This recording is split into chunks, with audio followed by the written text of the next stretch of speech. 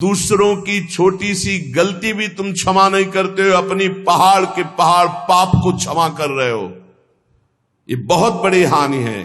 अपनी छोटी सी भी गलती क्षमा नहीं होनी चाहिए, और दूसरे के पहाड़ जैसे पाप को भी क्षमा करने की सामर्थ्य रखे, उसे कहते हैं भगवत मार्ग का उपासक। उमा संत कही यही बड़ाई, मंद करत जो करे भलाई।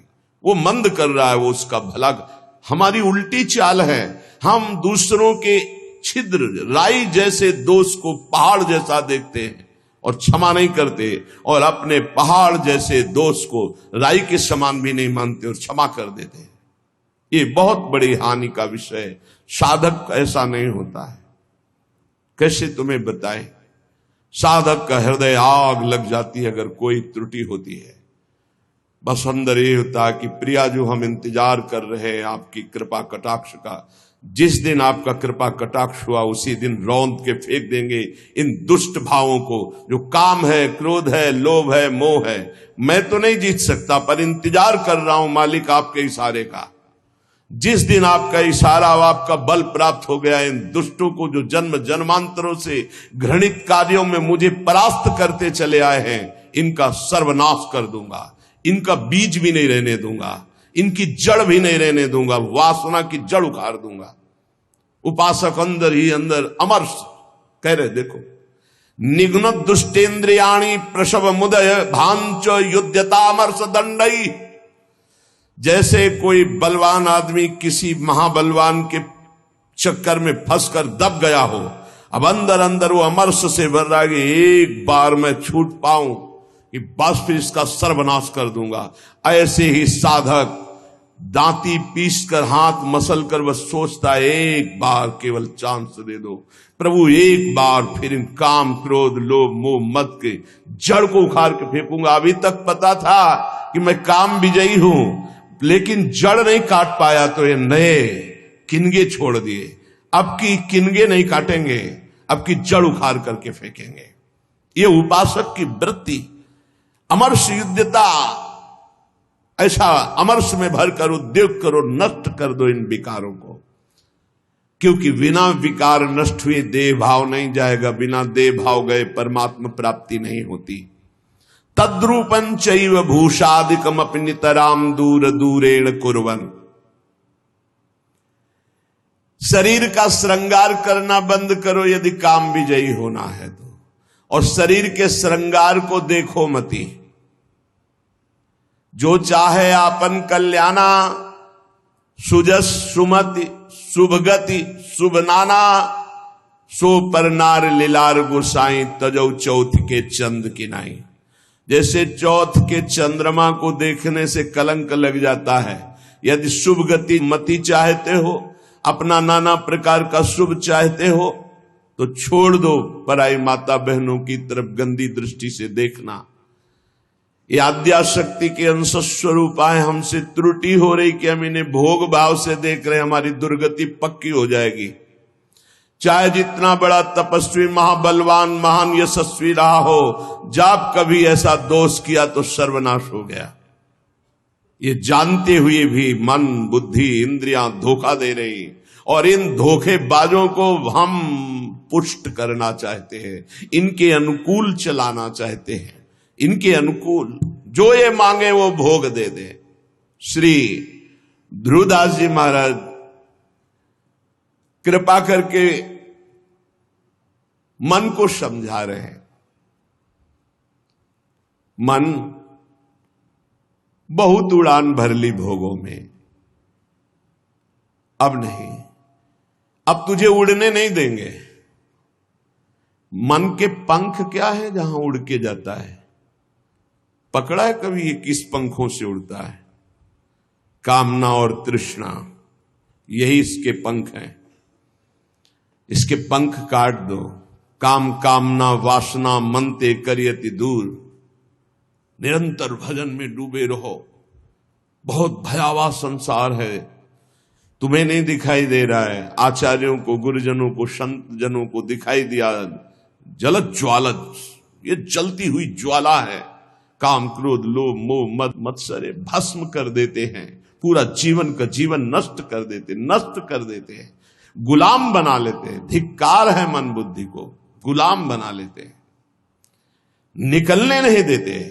कैसा कैसा जाल है। मन पंछी अब परहि जिनी, जगत मोह के जाल। तब तो को हुए है कठिन, बड़ी है दुख विशाल। रे मन कबहू जाई जिनी, भूली विषय बन रंग। मनमथ ठग मारत तहां, लिए बहुत ठग संग। ए मन, तो पक्षी बन करके जो भोगों का चुगा चुगने जा रहा है, तो उसमें मोह जाल है, फंस जाएगा मोह जाल में। बहुत अविश्वास संसार है। गला काट के रख दो तो भी विश्वास नहीं करेगा, तो भी कहेगा कि नाटक कर रहा है। मान लो हमारी बात, अगर तुम प्रभु के सिवा किसी और का भरोसा रखते हो और से अपनापन रखते हो, तो तुम गला काट के रख दो तो भी तुम्हारा उपहास ही होगा, विश्वास नहीं माना जाएगा, मूर्ख माना जाएगा। यहां तुम्हारे आंसुओं की कीमत, तुम्हारे भाव की कीमत सिर्फ हरि दे सकते हैं। ये नाटकबाज संसार नहीं दे सकता। हमारी बात मान लो। अये मन, मेरी बात मान लो, मोह जाल में मत फंस। अभी तू दुख में फंसा नहीं, इसलिए निकल सकता है, नहीं दुख में फंस जाएगा तो फिर निकलना मुश्किल। बड़ा भयंकर कर्मों का जाल है, बड़ा भयंकर जाल है, तुम्हें दिखाई नहीं देता, फिर रोते हैं। एक आए थे जेलर साहब एकांतिक में, वो कह रहे थे कि मैं आपका प्रवचन सुनाता हूं उनको जेल। अब वो रो रो के कहते हैं कि कोई उपाय नहीं जिससे मैं एक बार निकल पाऊं और अपना जीवन संभाल लूं। उनके लिए क्या आपका? कहा निकलने के लिए तो हम उपाय नहीं जानते, लेकिन भव समुद्र से ही निकल जाएंगे।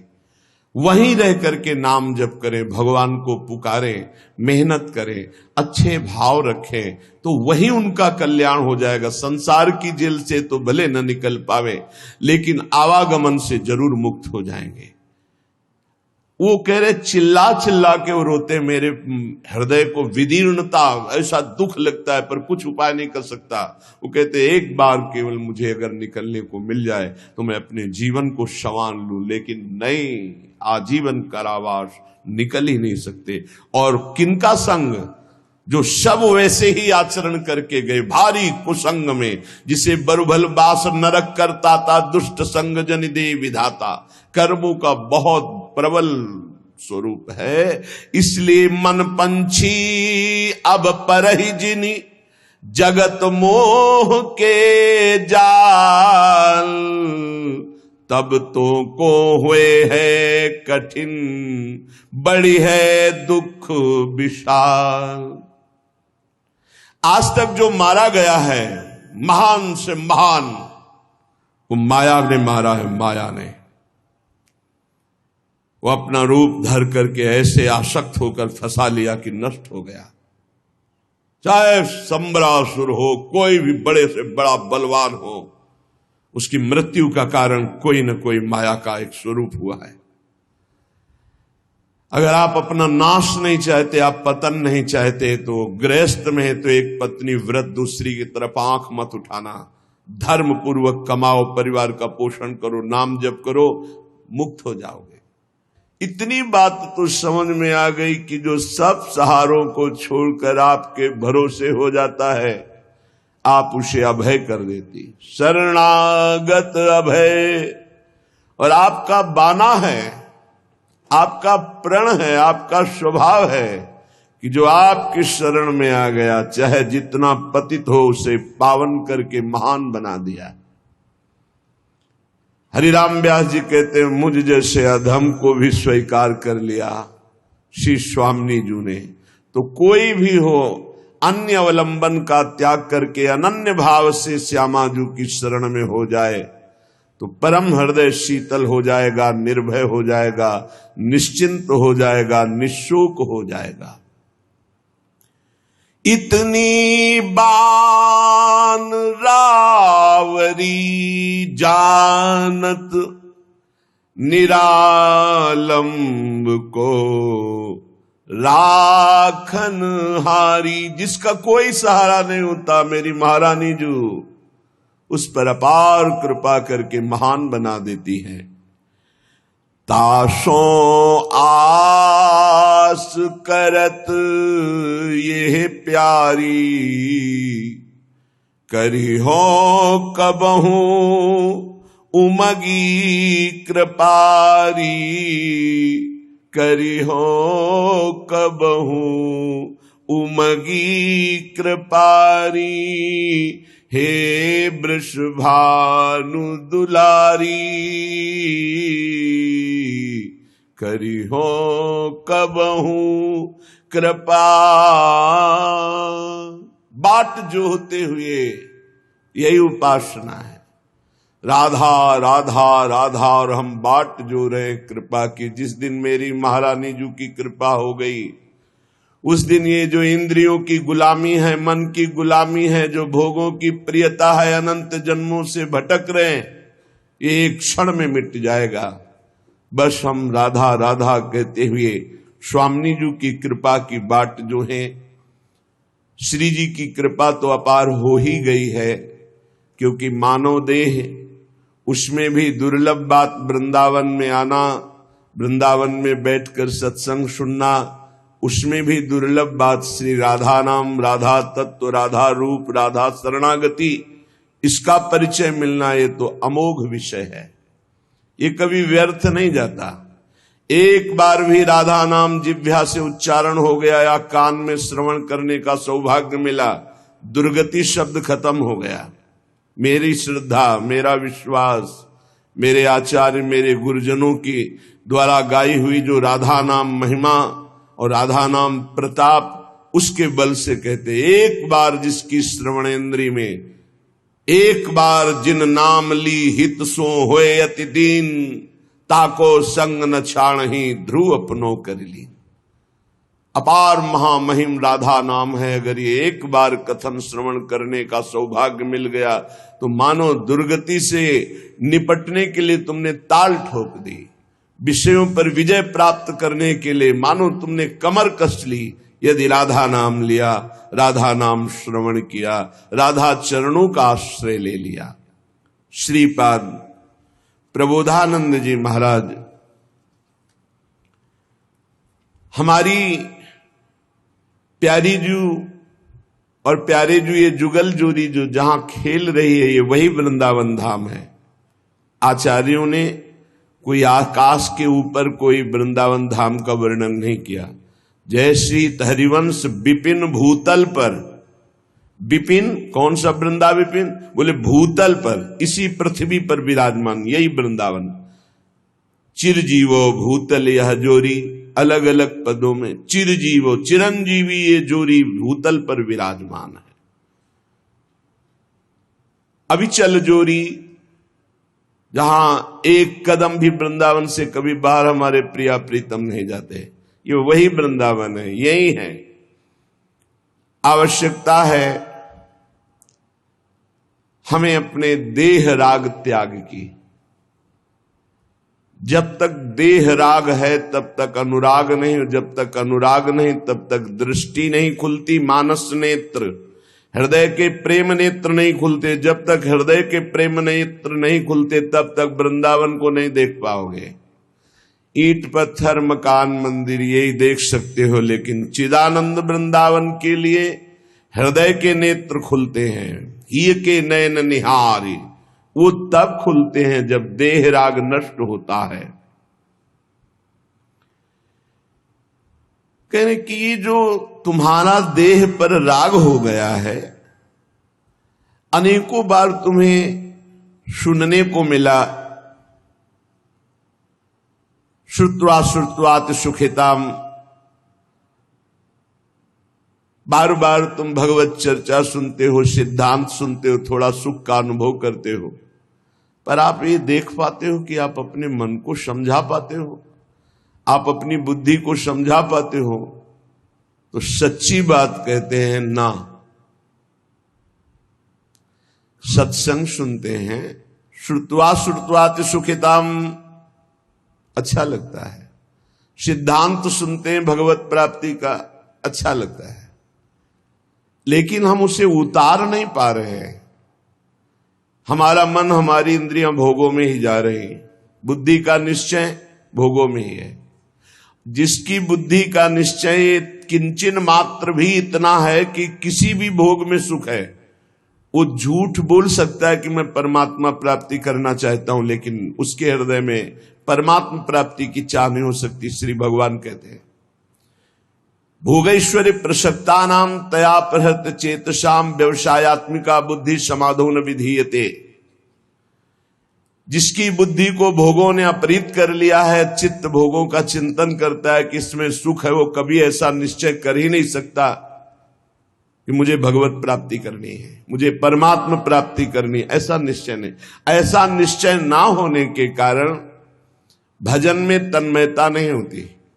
भजन तन्मयता रूप ना धारण करने के कारण हम सुनते हैं, समझते हैं, पर हम माया का त्याग नहीं कर पाते, हम भोगों का त्याग नहीं कर पाते। अत्यंता असुचि बीभत्स देहादौ नयु करचित। कैसे महापुरुषों ने एक एक बात खोल के कह दी। अत्यंता असुचि, अत्यंत पवित्र जगह, बीभत्स घृणास्पद, देहादौ, इसी देह में, बस उसी को तो सुख मान रहे हैं। रुपया इसलिए प्यारा लगता है क्योंकि भोग सामग्री मिलती है। भोग सामग्री से शरीर बलवान होता है और मुझे भोगने को मिलता है, बस इतना ही चक्र है। आप देख लो, बहुत प्रपंच वर्णन करने की जरूरत नहीं है, कुछ शब्दों में समझ लो अंदर का लक्ष्य क्या है मन बुद्धि का। हम खूब धन कमाएं, किस लिए?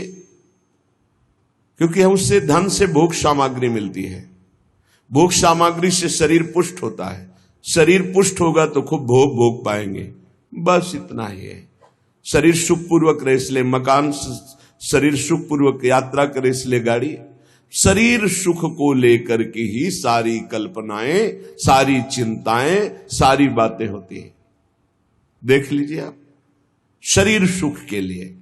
शरीर नाशवान, प्रतिपल नष्ट हो रहा है, इसमें भोग के स्थान बोले अत्यंत असुचि, बड़े ही अपवित्र है जहां तुम्हारी भोग दृष्टि है।